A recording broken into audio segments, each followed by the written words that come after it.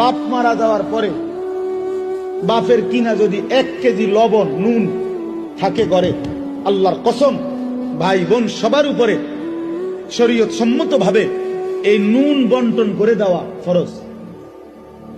এটাই শরীয়ত। নুন নুন জি লবণ। আপনি তো হুদা মনে করছেন জমি,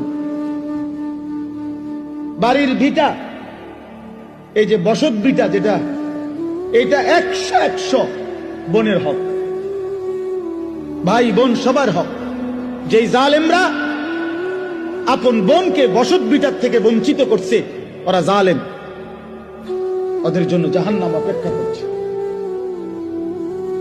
এটা নিজেরা প্রত্যেকে এই গাঁজাখুরি কথা প্রত্যেকে বানাইছে, জিজ্ঞাসা করো।